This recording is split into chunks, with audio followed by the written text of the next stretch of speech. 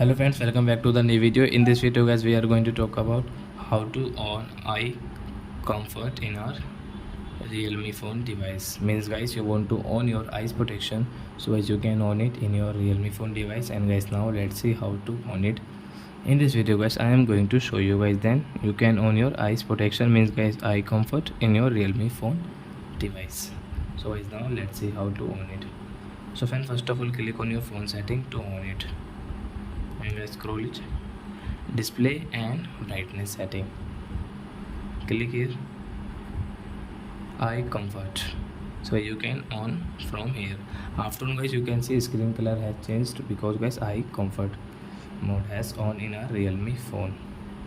So I hope friends you have understood how to on eye comfort, and guys it is good for your eyes when you use phone at night, so you should on it. So I hope friends you have understood how to on eye comfort in our Realme phone device. So that's it guys, thanks for watching. Now we will meet on next video with new topic. Before going, please go and like my video. Bye friends.